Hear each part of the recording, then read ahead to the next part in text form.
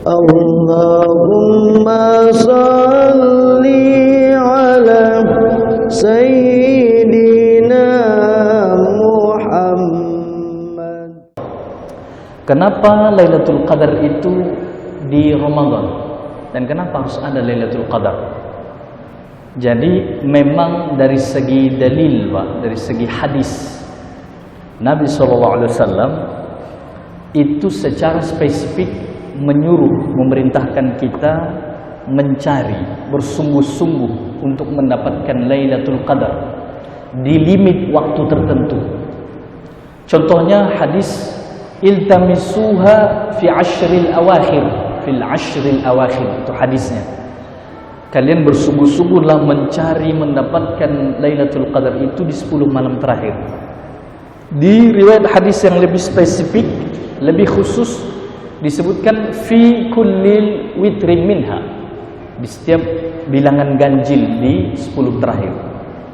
Jadi dari sini, Pak, kita tidak bisa lagi mengatakan bahwasanya Lailatul Qadar itu tak di Ramadan pun ada.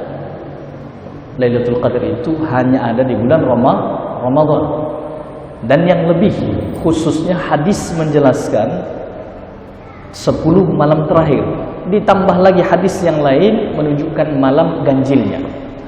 Jadi mohon maaf, ada sebagian saudara kita kadang membuat statement, dia katakan Lailatul Qadar itu sebenarnya bukan di Ramadan saja. Dan Lailatul Qadar itu sebenarnya tidak paling penting.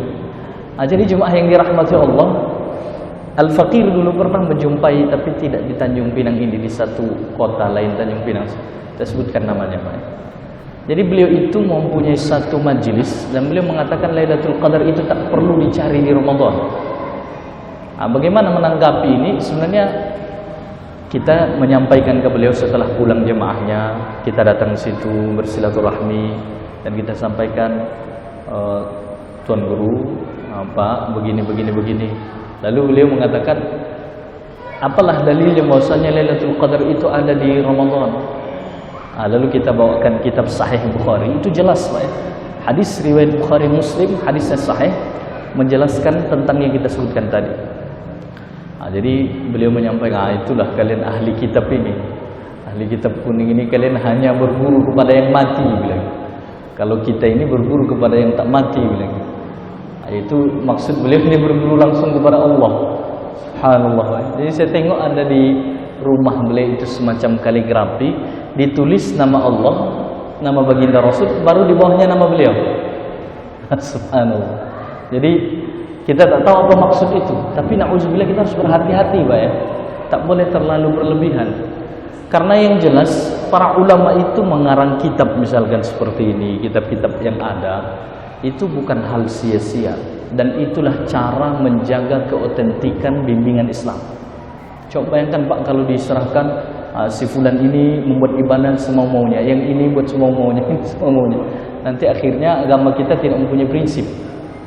Jadi itu cukup berbahaya. Baik, jemaah yang dirahmati Allah, itu sekelumit lah di tengah masyarakat kita yang perlu kita mungkin sedikit luruskan bahwasanya memang Lailatul Qadar itu ada. Tapi Pak Ustadz, haruskah orangnya memang melihat keajaiban di malam Lailatul Qadar itu supaya dia dihitung mendapatkan Lailatul Qadar? Tidak mesti.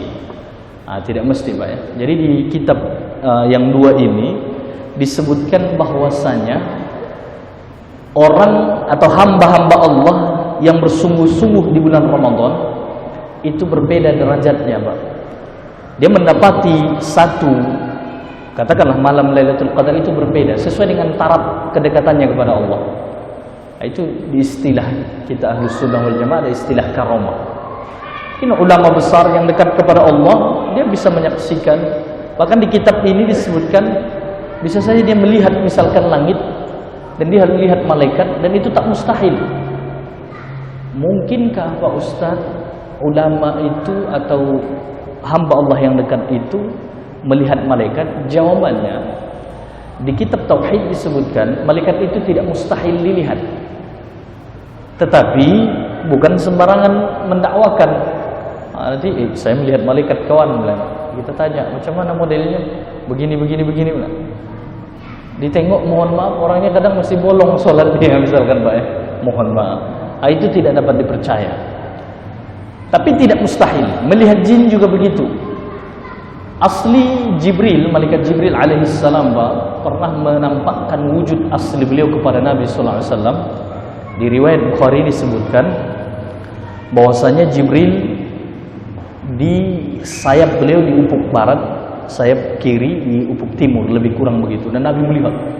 Dan disebutkan dalam riwayat itu, itulah Nabi gemetar dan berlari ke rumah baginda Nabi sallallahu alaihi wasallam, diminta untuk diselimuti. Itu satu versi. Satu versi mengatakan yang di Gua Hira. Di Gua Hira. Jadi kesimpulannya, kalau baginda Rasulullah saja Pak, yang diriwayat disebutkan mempunyai kekuatan fisik 30 sampai 40 lelaki tangguh, ketika melihat malaikat Jibril aslinya gemetar, apatah lagi kita manusia biasa. Betul tak Pak? Apatah lagi kita manusia biasa. Ketika Rasulullah SAW mengislamkan beberapa kumpulan jin di dekat Ma'la, sekarang ada Masjid Al-Jin di situ. Ada seorang sahabat, kalau saya tak salah, Abdullah bin Mas'ud atau Abu Zar. Itu disebutkan Nabi SAW menggariskan di tanah supaya sahabat ini jangan lewat dari garis itu. Ketika nanti kumpulan jin ini datang, ada maksudnya. Mungkin saja sebagian ulama mengatakan supaya ini orang tidak terganggu, ini sahabat, atau supaya sahabat ini dapat menghadapi itu. Beda dengan Nabi SAW, beliau baginda Rasul yang diberi Allah kekuatan dan power yang berbeda dengan kita manusia. Jadi kalau ada orang misalkan mohon maaf sekali katakannya, saya kawan kita duduk ini banyak saya nampak jin di sini. Nah, jadi kita Al-Fakir pernah menjumpai begitu juga Pak ya. Ada teman kita dia begitu, Pak Ustaz, kita sekarang sebenarnya disaksikan oleh banyak jin. Kita berbincang sekarang ini sebenarnya banyak jin di sini. Oh iya kah? Jadi macam mana? Mereka memang sangat fokus memperhatikan kita. Jadi wallahu alam bagaimana sebenarnya itu kita menanggapinya Pak. Tadi itu harus berhati-hati. Jangan pula kadang terlalu mengada-ngada. Tapi dalam Ahlus Sunnah wal Jamaah, makhluk Allah selain manusia itu banyak. Malaikat lebih banyak dari manusia. Jin juga ada. Al-Quran ada surah Al-Jin secara khusus. Surah Al-Jin. Qul uhiya ilayya annahu istama'a nafarun minal jin, dan seterusnya. Itu ayat menjelaskan tentang kisah satu kumpulan jin yang masuk Islam di masa Nabi SAW yang datang dari kampung Ninawa, kampung Nabi Yunus bin Matta alaihissalam. Tetapi jemaah yang dirahmati Allah, kalau terlalu berlebihan terlalu berlebihan itu yang kita ingin sampaikan supaya agak berhati-hati. Karena persoalan alam selain alam manusia, kita tidak bertugas di situ Pak ya untuk memperhatikannya. Meskipun ulama menyebutkan bahwasanya memang kaitan jin dan manusia ada. Contohnya Imam Ibnu Hajar Al-Haytami, mufti mazhab Syafi'i di Mekah Al-Mukarramah tahun abad ke-9 Hijriyah, itu disebutkan beliau berfatwa haram menikah antara dua makhluk yang berbeda, jin dan manusia. Itu di kitab beliau ada disebutkan ya. Di kitab yang kita bawa ini juga, kitab I'anatul Talibin, di sini juga disebutkan itu. Tidak boleh manusia menikah dengan jin.